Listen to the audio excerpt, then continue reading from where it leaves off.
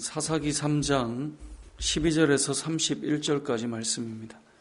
우리가 사사기를 읽으면서 계속해서 보게 되는 것은 이스라엘 백성들이 하나님을 떠나는 이 반복의 현상이 계속 일어난다라고 하는 것을 보게 되고, 또 사사기를 어느 정도 본 사람이면 이미 알고 있는 내용입니다.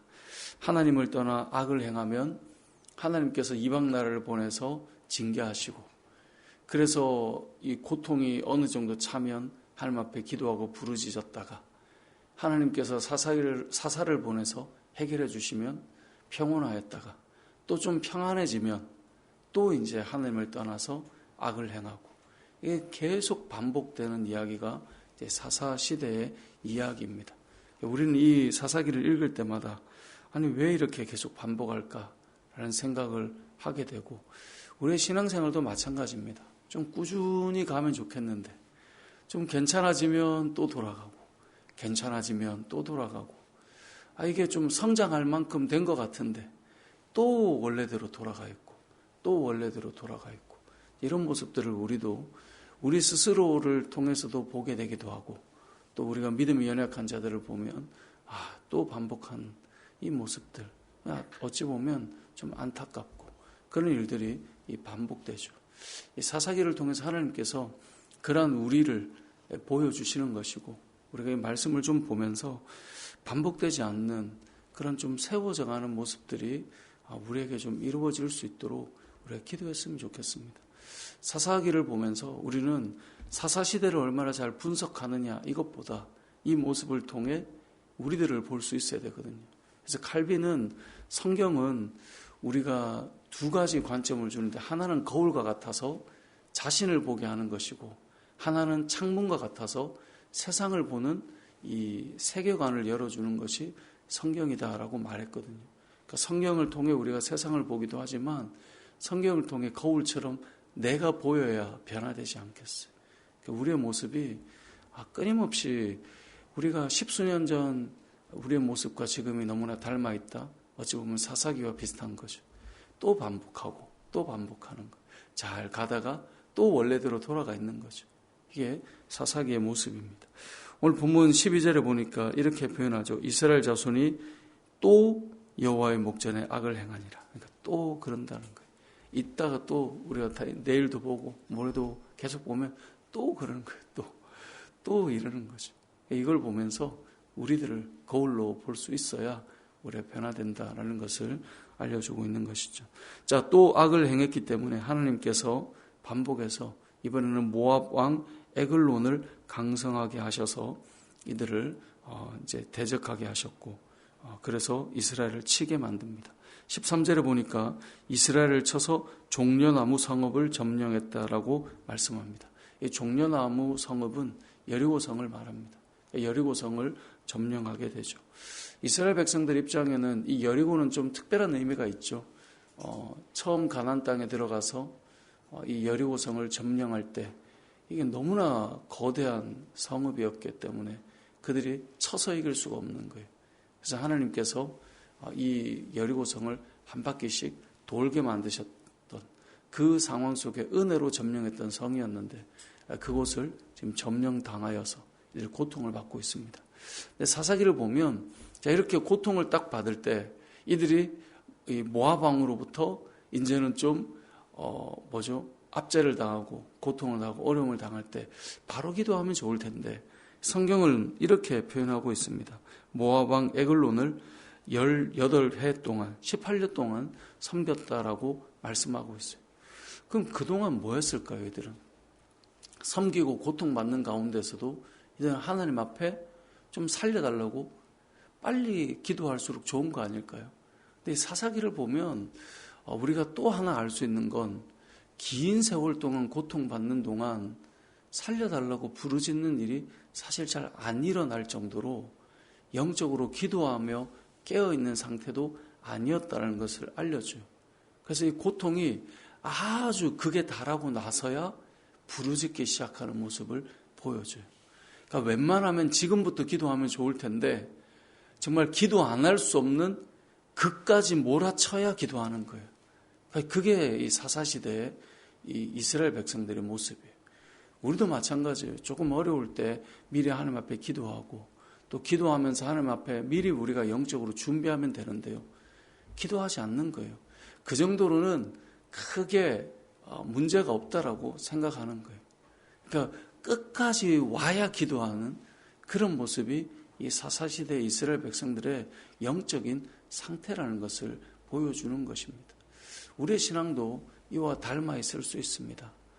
진작 좀 이거 아닌데 라고 생각할 때 기도하면 좋겠는데 그게 아닌 거예요.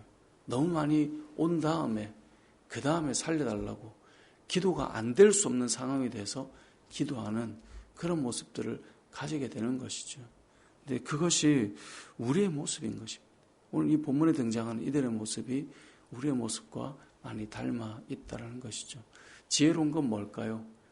그것이 더 깊어지기 전에 미리 기도한다면 더 고통스러움을 덜 경험하겠죠. 근데 어리석은 사람들은 그게 잘 안 되는 거죠. 이건 영적인 문제만이 아니라 세상을 살아가는 이치도요. 미리 좀 더 빨리 알고 미리 좀 더 빨리 한다면 좋을 텐데 그걸 더 많이 어렵게 만들어 놓고 그걸 되돌리려고 하다 보니 이제 어려워지는 것이죠. 자, 이러한 상황 속에 하나님께서 이제 사사를 보내십니다. 오늘 본문에 등장하는 사사는 에훗인데요. 성경은 특별히 이 에훗을 어떻게 표현하고 있는가? 15절에 보니까 그는 곧 베냐민 사람 게라의 아들 왼손잡이 에훗이다라고 표현하고 있습니다. 왼손잡이 에훗이다라고 표현하고 있는 것은 실제로 원어를 의역한 것입니다. 이 원어를 보면 이시, 이테르, 야드, 예미노라고 되어 있는데 이시라고 하는 건 남자. 요즘에 복음송 중에 이시가 이샤에게 뭐 이런 말이 있거든요. 이시라는 말은 남자라는 말이에요. 그러니까 이시, 이테르, 이테르라는 말은 부자연스럽단 말, 잘 쓰지 못한다라는 말이에요. 뭘 잘 못 쓰냐? 야든 손인데요. 예미노라는 말은 오른손을 말해요. 그러니까 오른손을 잘 쓰지 못하는 사람이라고 원어는 그렇게 표현하고 있어요. 근데 이게 이제 관용적인 어로 왼손잡이를 이렇게 표현하기도 하기 때문에 이제 성경은 우리말 성경에 이렇게 표현하고 있는데 이 말은 좀 더 성경을 직역하자면 오른손을 잘 쓰지 못하는 사람이에요. 그래서 우리가 이제 흔히 표현하기로는 오른손에 장애가 있는 사람을 하나님께서 부르셨다라고 그렇게 해석을 많이 하곤 합니다. 그러니까 원어가 그렇기 때문에 자, 사사를 생각하면 우리는 이스라엘 백성들을 구원할 한 지도자잖아요. 우리는 흔히 세상적 리더십을 많이 머릿속에 그려놔요. 세상적으로 리더십이라고 하면 누가 봐도 다른 사람보다 더 번듯하고 괜찮아 보이고 훌륭한 사람을 떠올릴 때가 많아요.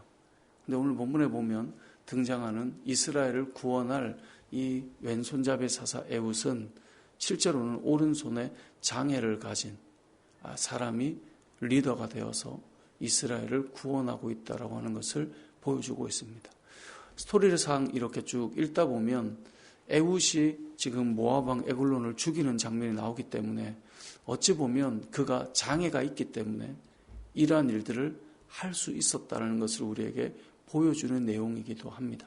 그러니까 우리는 완벽하기 때문에 그 일을 한다라고 생각할 수 있지만 이 에훗은 한쪽이 불편했기 때문에 그가 칼을 차고 들어갈 때나 왕 앞에 섰을 때나 왕 앞에서 은밀하게 섰을 때에도 누구도 경계하지 않을 그러한 인물이었기 때문에 그가 이 큰 일을 감당할 수 있었다는 것을 또한 우리에게 보여주는 내용이기도 한데요. 결국은 보면 하나님께서 사사를 세우셔서 이 사사를 통해 이스라엘을 구원할 때 연약하고 부족한 자로 보여지지만 이 사람을 통해 하나님께서 일하시고 있다는 것은 무엇을 보여주는 것일까요? 이 시대를 살아가는 우리들을 통해 하나님께서 일하실 때 우리가 완벽하고 우리가 너무나 훌륭하고 우리가 너무나 빼어나기 때문에 이러한 일들을 감당해 나가는 것이 아니라 사실상 너무나 부족하고 또 우리에게는 흠도 있고 우리가 온전하게 뭔가를 쓰지 못하고 있음에도 불구하고 하나님께서 들어 사용하셔서 하나님의 나라를 위해 하나님께서 그들을 통해서 일하시고 있음을 우리에게 보여주고 있는 내용이기도 합니다. 우리는 이 땅을 살아갈 때 세상이 보여주는 어떤 완벽한 어떤 리더십을 그려낼 때가 많지만 이 사사시대의 사사들을 잘 보면요. 다 흠결이 있는 사람들이 부족함이 있고 연약함이 있어요. 근데 이들을 하나님께서 사용하시는 거예요. 마치 이것은 우리를 구원하시는 것과도 많이 닮아 있어요. 우리를 구원하실 때 하나님의 은혜로 우리의 공의가 조금도 들어가지 못하도록 하시죠. 하나님께서 우리를 온전히 구원하신 이 은혜라는 것을 우리가 보여주시기 위해서인데요. 사람을 세우시고 일하실 때도 동일한 방식으로 하시고 있다는 것을 오늘 본문을 통해 알 수 있게 됩니다. 이것은 그렇기 때문에 저도 여러분도 하나님의 부름 앞에서 하나님의 귀한 일들을 할 수 있구나라고 하는 것을 깨닫게 되는 것입니다. 교만하고 높은 자를, 완벽한 자를 쓰는 것이 아니라 부족하고 흠이 많지만 그렇기 때문에 더 깊이 들어갈 수 있고 더 많은 것을 할 수 있는 사람으로 하나님이 세워가시는 것처럼 저와 여러분의 삶 속에 오늘 에훗이 이스라엘 백성들을 구원해 갈 수 있도록 부름받은 것처럼 우리도 쓰임받을 수 있다는 것, 우리도 하나님께서 크게 사용하실 수 있다는 것, 우리도 하나님께서 세우시는 사람이 될 수 있다는 것, 이것을 꼭 기억할 수 있었으면 좋겠습니다. 말씀을 정리해 보겠습니다. 계속 반복되는 이야기를 이제 보게 될 것입니다. 야, 또 이러는구나, 또 이러는구나. 이런 거울이 되었으면 좋겠습니다. 아, 나는 또 이러는구나, 나는 또 이러는구나. 나의 마음은 또 이렇구나. 나의 표현은 또 이렇구나. 나는 또 이때 참을 수 없어 하는구나. 나는 또 이럴 때 하나님 앞에 서지 못하는구나.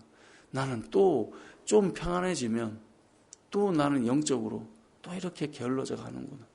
우리의 모습을 그대로 담아내고 있는 이 사사기를 보면서 우리가 또 반복되는 삶이 아니라 한 걸음 더 한 걸음 더 성장하고 성숙해가는 믿음의 삶을 잘 세워가시고 에훗을 보면서 믿음의 사람으로 저와 여러분을 부르셔서 쓰시는 그 하나님의 은혜 가운데 저와 여러분이 세워져서 정말 이 시대에, 이 민족에, 또 여러분이 있는 가정과 또 생업의 현장에서 또 이웃과의 관계에서 하나님께서 세우시는 믿음의 사람으로 잘 순종하여서 하나님의 역사를 이루어가는 은혜가 있으시길 주님의 이름으로 축복합니다. 아멘.